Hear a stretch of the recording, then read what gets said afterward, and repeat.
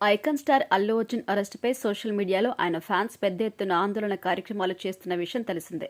ఎట్టకేలకు లాయర్ నిరంజన్ రెడ్డి చొరవతో అల్లు అర్జున్ కి ఎన్నో నాటకీయ కోణాల మధ్య ఇంటర్మ్ బెయిల్ లభించింది. బిజీగా గడుపుతున్న లైఫ్ లో చిన్న బ్రేక్ తీసుకుని ఫ్యామిలీ మరియు ఫ్రెండ్స్ తో ఎంజాయ్ చేయాలి అనుకుంటున్నారా? అయితే వెంటనే ఆర్వీ వెకేషన్స్ ప్రైవేట్ లిమిటెడ్ ని సంప్రదించండి. వీరి దగ్గర సరికొత్త ఆఫర్స్ మరియు స్పెషల్ ప్యాకేజెస్ ఉన్నాయి. మరిన్ని డీటెయిల్స్ కోసం సంప్రదించండి 7997979960 అలాగే 61. 4 వారాల తర్వాత ఆయన నాంపల్లి హైకోర్టులో రెగ్యులర్ బెయిల్ కోసం దరఖాస్తు చేసుకోవచ్చు.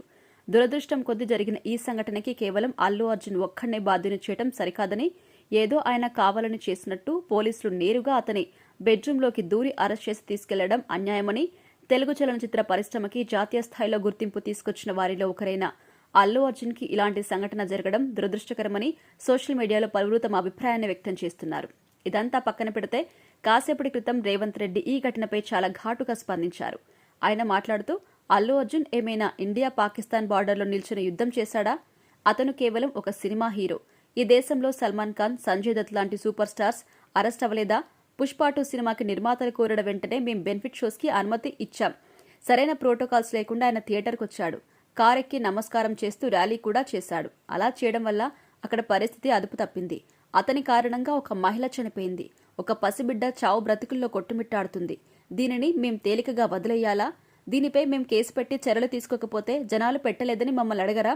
తప్పెవరు చేసినా తప్పే, చట్టానికి ఎవ్వరూ అతీతులు కారు అంటూ రేవంత్ రెడ్డి వ్యాఖ్యానించారు.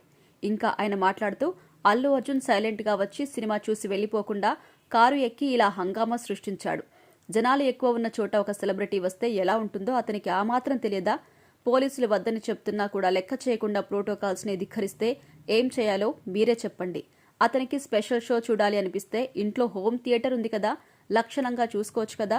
ఇలా లేనిపోని హంగామా సృష్టించడం ఎందుకు అంటూ ఆయనకు సూటి ప్రశ్నలు వేశారు. దీనికి సంబంధించి వీడియో ఇప్పుడు సోషల్ మీడియాలో వైరల్ అవుతోంది.